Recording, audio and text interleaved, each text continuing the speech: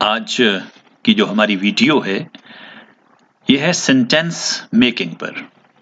आपके 9th class में Punjab boards में और 10th क्लास में कुछ सेंटेंसेस बनाने को आते हैं, कुछ वर्ड्स आपको दिए जाते हैं या इडियम्स होते हैं या फ्रेजेस होते हैं, बहरहाल कुछ लफ्ज होते हैं, तो उनके आपने सेंटेंस बनाने होते हैं।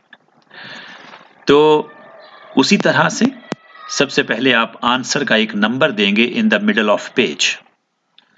लेकिन अगर इस बार या आने वाले सालों में अगर पंजाब बोर्ड्स या और बोर्ड्स पाकिस्तान के ई शीट इस्तेमाल करते हैं, ई शीट का मतलब ये होगा कि वहां पर एक खास जगह आपको बता दी जाती है और वहां पर आंसर नंबर लिख दिया जाता है कि आपने वो वाला आंसर वहीं पे लिखना है, किसी और जगह नहीं लिखना। तो आप देख लीजिएगा कि आपके क्वेश्चन पेपर में सेंटेंस मेकिंग वाला सवाल उसका नंबर क्या है और आंसर शीट जो आपको मिली है उस पर वो आंसर का नंबर कहां पे है। तो फिर आपको ये वाला काम नहीं करना पड़ेगा, यानी आंसर नंबर नहीं लिखना पड़ेगा, क्योंकि ई शीट के ऊपर ये वाला नंबर पहले से मौजूद होगा। बस आपने ये वाला काम जरूर करना है कि आपने बताना है कि आप क्या करने जा रहे हो, सेंटेंस बनाने जा रहे हो। एक बात। दूसरी बात बहुत अहम ये है कि जो भी वर्ड वहां दे रखा होगा आपने उसका मीनिंग नहीं लिखना, क्योंकि आपसे कहा नहीं गया कि आप इसका मीनिंग लिखें। अगर आप ये मीनिंग लिखेंगे भी सही तो कोई फायदा नहीं है, क्योंकि जो सेंटेंस आपने बनाना है उसकी डिमांड क्या है। उसकी डिमांड ये है कि सेंटेंस ऐसा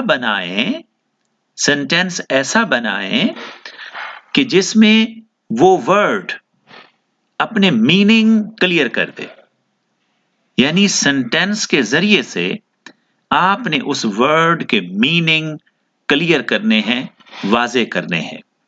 यह है सेंटेंस बनाने की सबसे जरूरी बात।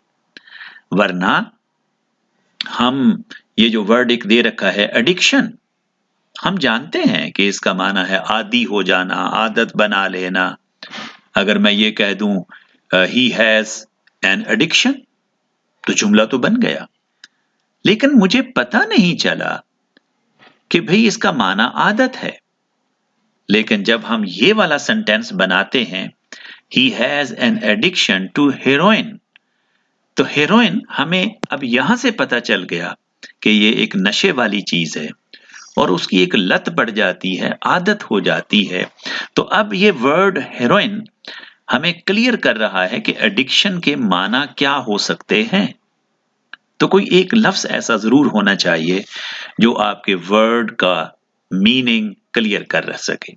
अब इसी तरह से फॉल प्रे, हमें पता है शिकार हो जाना किसी चीज का, लेकिन ये जो वर्ड है बैड हैबिट्स, ये क्लियर कर रहा है कि ये फॉल प्रे का माना क्या हो सकता है। आप देख लीजिएगा कि मार्जिन एक साइड पे लगाएंगे आप, वही 2.5 से 3 सेंटीमीटर का मार्जिन। ये भी ब्लैक से लिखेंगे, ये भी ब्लैक से लिखेंगे, ये भी ब्लैक से, लेकिन अपना आंसर आप ब्लू से लिखेंगे। ये आप देख रहे हो। बिल्कुल मैंने एक स्टूडेंट बन के इसको सॉल्व कर दिया है। ये बीच में एक लाइन मैंने खाली छोड़ दी है। अब आप क्या करेंगे, वीडियो को पास करेंगे और आराम से देखेंगे कि भाई मैंने किस तरह से ये सेंटेंसेस बनाए हैं। मैन इन द स्ट्रीट आम आदमी को कहा जाता है जो गली मोहल्ले का होता है, लेकिन जब मैंने कहा ना कि a man in the street नहीं समझ सकता, तो हमें पता चल गया कि वो एक आम आदमी की बात हो रही है। जब मैंने कॉलेज का लफ्ज यहां पे लिखा तो पता चल गया कि ये इस प्रिंसिपल से मुराद क्या है। जब मैंने मैन ऑफ प्रिंसिपल कहा और कायदे आजम का ये लफ्ज आया है तो पता चल गया कि वो उसूलों वाले शख्स हैं। तो दो बातों का एहतियात, एक मैंने आपको ई शीट के हवाले से बताया कि ये नंबर पहले से लगा होगा तो ये नंबर आप ना लिखिएगा, यहीं से आपका आंसर स्टार्ट हो जाएगा।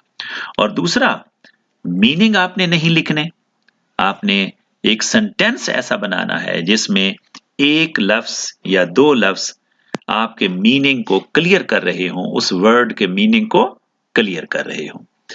ये वाली बात हर क्लास के लिए है, हर उस शख्स के लिए है, चाहे वो उर्दू में जुमले बनाता है, चाहे इंग्लिश में बनाता है, चाहे अरेबिक में बनाता है। तो डियर स्टूडेंट्स, अल्लाह ताला आपको बहुत खुशियां दे। वस्सलाम।